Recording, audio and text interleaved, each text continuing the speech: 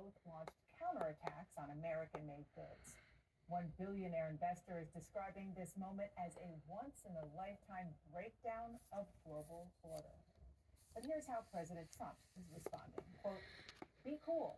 Everything is going to work out well. The USA will be bigger and better than ever before. CNN's Matt Egan is in New York. Matt, the president is saying be cool. Is that the vibe you're getting from Wall Street?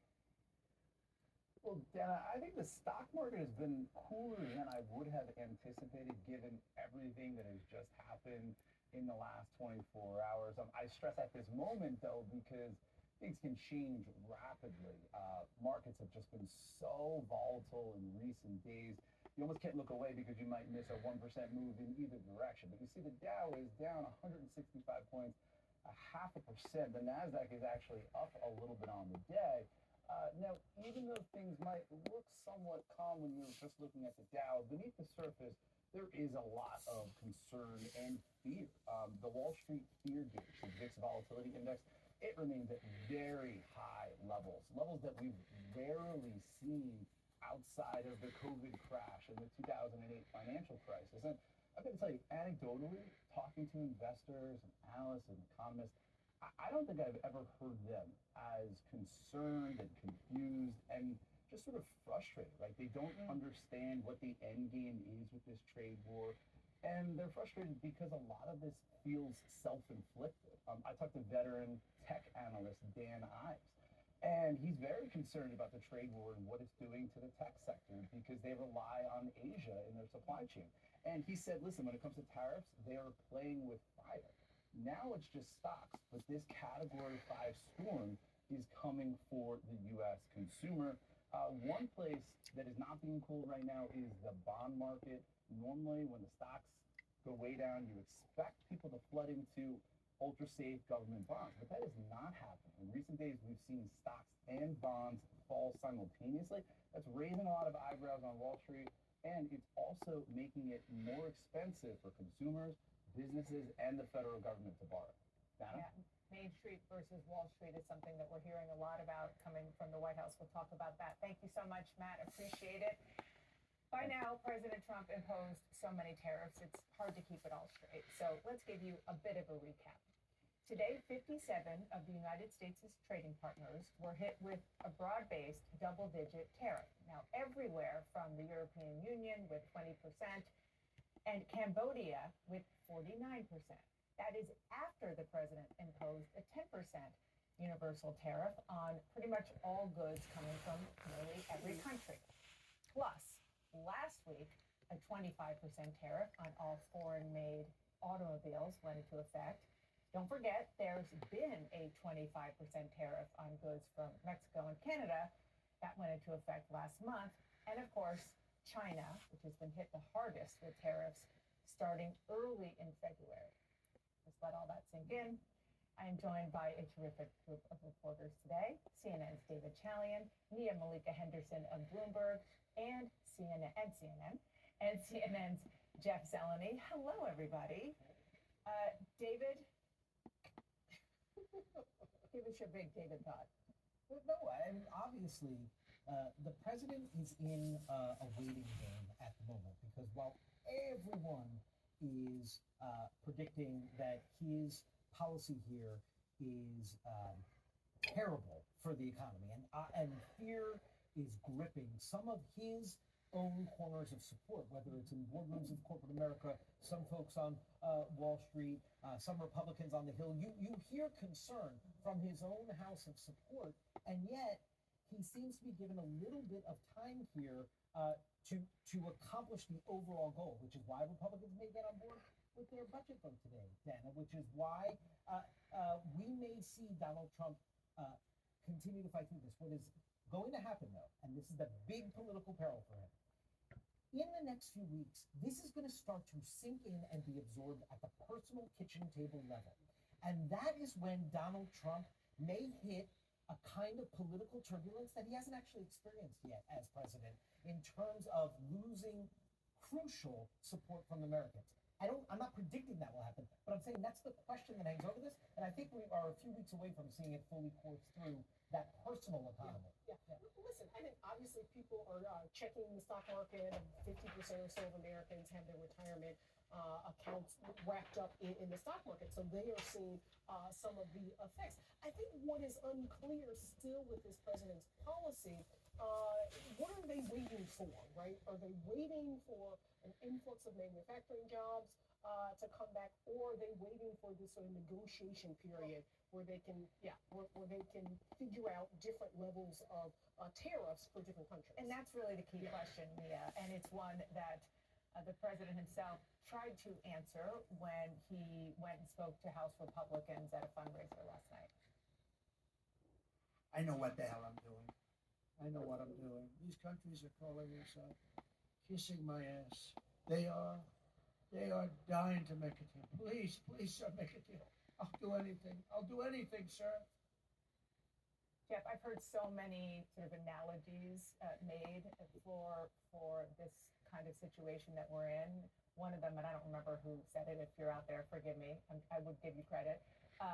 Is that it's like a plumber ripping out all the pipes and saying, "Oh my gosh, all these people are calling me because they need a plumber, and I'm so excited because they need a plumber and they trust me to fix their pipes." I think that's a pretty good analogy. I do not think when they scheduled that NRCC fundraising dinner last night, they realized it would be in the midst of this global economic turmoil. The black tie dinner there of the president saying, "I know what I'm doing," and that certainly will play in ads in the midterms. But that aside, it is an open question because there has been so much mixed messaging from the White House.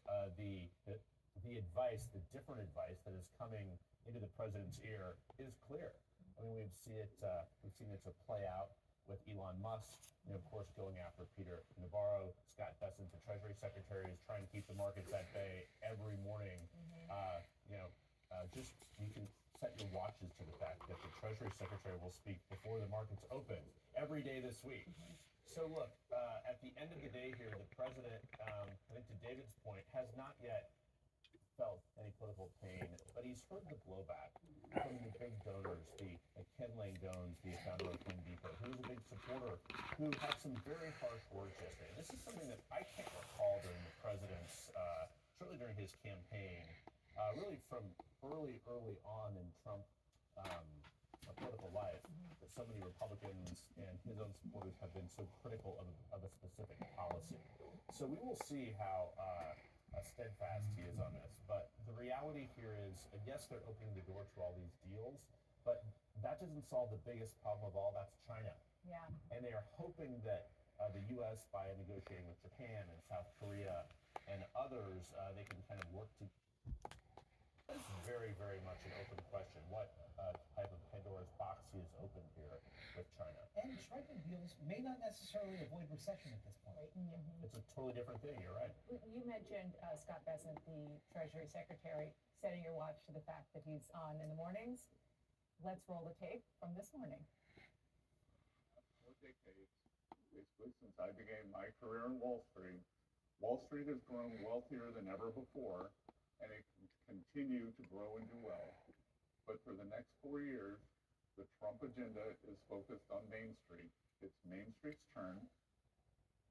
So, David, this was kind of a clip and send out by the White House, meaning, we don't always know exactly if the people who are speaking for the president are really speaking for the president. The White House is happy with this messaging. Main Street versus Wall Street. Like, don't focus on the stocks, focus on what's going to happen on Main Street. That leaves a big gaping hole of a question, though, which you alluded to earlier, which is what happens at the kitchen table. Examples that we have that are directly related to Main Street's prices expected to rise as a result of these tariffs: coffee, fruit, cheese, olive oil, plastic wrapped products.